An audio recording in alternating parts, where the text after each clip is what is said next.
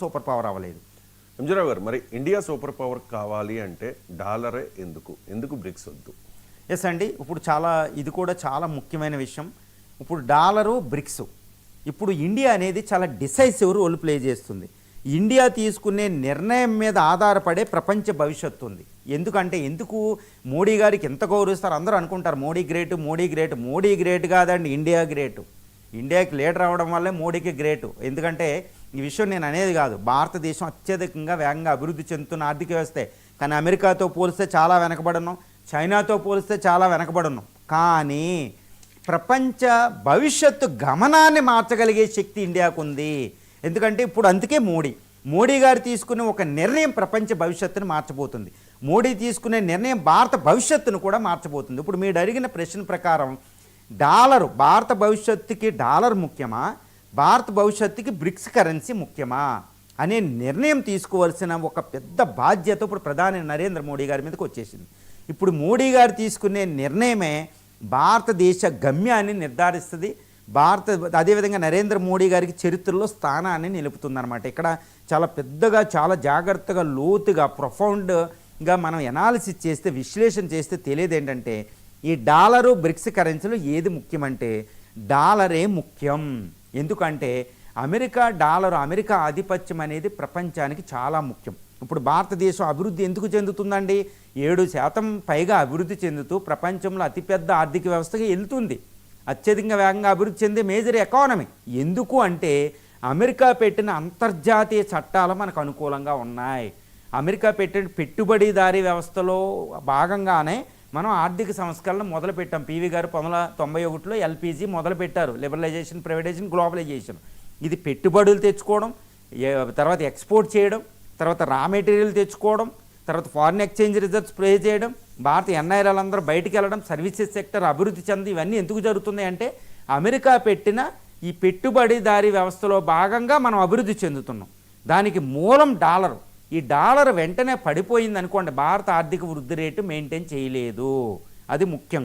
ప్రపంచంలో అమెరికా ఆధిపత్యం ఉండడం అనేది మానవ చరిత్రలో ఒక గుడ్ అనమాట. ఒకప్పుడు ఇండియా ఆర్థిక ప్రపంచంలో సూపర్ పవర్గా ఉన్నప్పుడు ప్రపంచ కళ్యాణం ఉండేది. అదేవిధంగా అమెరికా ఆధిపత్యం అనేది ప్రపంచానికి ఒక గొప్ప వరం అండి. నేను చెప్తే విచిత్రం అనుకుంటారు, ఎందుకంటే అమెరికా సూపర్ పవర్ అయిన తర్వాతే ఫ్రీ నావిగేషన్, ఎవరైనా సముద్రంలో ఎక్కడికైనా ప్రయాణించవచ్చు. గుర్తుపెట్టుకోవాలి, ఒకప్పుడు ఆ పక్కనున్న దేశం కంట్రోల్ చేసేది. అమెరికా అంతర్జాతీయ చట్టం అన్క్లాస్ అని పెట్టడం వల్ల, అమెరికా అంతర్జాతీయ చట్టం వల్ల ఫ్రీ నావిగేషన్ ఉంటుంది, ఫ్రీ ఎయిర్వేస్ ఉంటాయి. అది అమెరికా పెట్టిన వరం.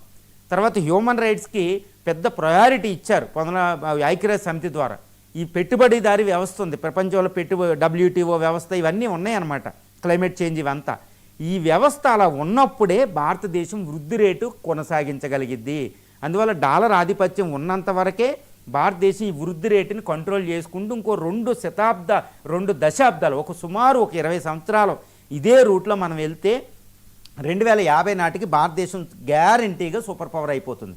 అప్పుడు మనం ఎవరు అక్కడ బ్రిక్స్ ఉన్నా పర్లేదు, డాలర్ ఉన్నా పర్లేదు.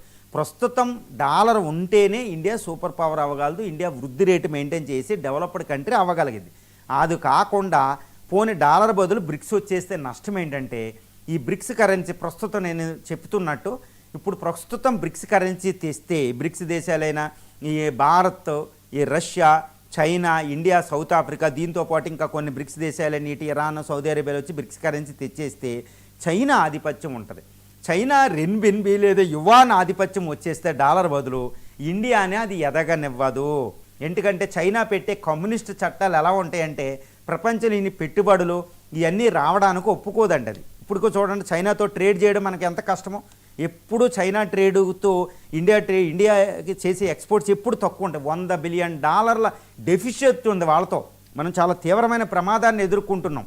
అందువల్ల చైనాని మనం ఎక్కువ డీల్ చేయలేకపోతున్నాం, ఎందుకంటే మనకు అంత శక్తి ఇంకా రాలేదు.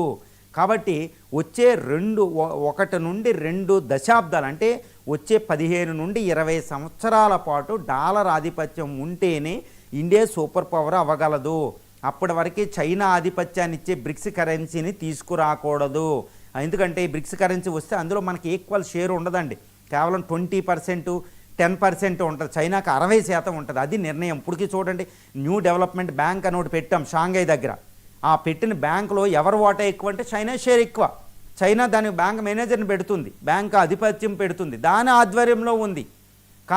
చూసారా ఇప్పుడు న్యూ డెవలప్మెంట్ బ్యాంక్లో మనకు ఉన్న వాళ్ళ ఆధిపత్యం ఉంది. అదేవిధంగా డాలర్ బదులు బ్రిక్స్ కరెన్సీ తెస్తే దాన్ని కంట్రోల్ చేసే చైనా చేతిలో ఉంటుంది, దానికి బలం ఎక్కువ ఉంది 20 ట్రిలియన్. కాబట్టి ఇప్పుడు ప్రస్తుతం చెప్తే మీరు అడిగినట్టు డాలర్ ఆధిపత్యం ఉంటేనే ఇండియా సూపర్ పవర్ అవ్వగలదు వచ్చే 2 దశాబ్దాల పాటు.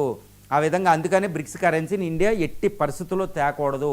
ఇలాగా చైనా ఉచ్చేస్తుంది మనకి, ఏదో బుజ్జగించి ఈ బ్రిక్స్ కరెన్సీ చేస్తే అందరికీ మంచిది. అమెరికా డాలర్ పోతే మనకి ఎవరికి నష్టం? మనకి నష్టం, చైనాకి లాభం. కాబట్టి ఇండియా చాలా జాగ్రత్తగా. అందుకని నరేంద్ర మోడీ గారు ఇప్పుడు భారత్, నేను ఇందాక చెప్పినట్టు భారతం చూసి నరేంద్ర మోడీ గారికి ఇవ్వచ్చు, కానీ భారత భవిష్యత్తును నిర్ణయించే ఒక శక్తి న్యాయ నిర్ణేత ఆయన. కాబట్టి ఈయన తీసుకునే నిర్ణయం భారత భవిష్యత్తుని నిర్ధారిస్తుంది. అందుకని చాలా జాగ్రత్తగా మోడీ గారు ఒక దౌత్యపరంగా ఒక అద్భుతమైన చాణక్యుడిగా చాలా జాగ్రత్తగా ఆలోచిస్తూ ఇటు ఉద్విగ్నాలకి వెళ్లకుండా, ట్రంప్ ఎంత కవ్వించినా ట్రంప్ మనకు ముఖ్యం కాదు, అమెరికా డాలర్ ముఖ్యం. అందుకని ట్రంప్తో చాలా జాగ్రత్తగా వ్యవహరిస్తూ డాలర్నే కోరుకుంటూ, ఇటు చైనా ఎంత ముద్దులు పెడుతూ మన ఫ్రెండ్షిప్ కోరుకున్నా, అరే నీ గొడవ నాకు తెలుసు అన్నట్టు జీ జిన్పింగ్ని అక్కడ పెడుతూనే వాటితో కూడా ఫ్రెండ్షిప్ చేస్తూనే చాలా జాగ్రత్తగా బ్రిక్స్ కరెన్సీని వ్యతిరేకిస్తున్నారు.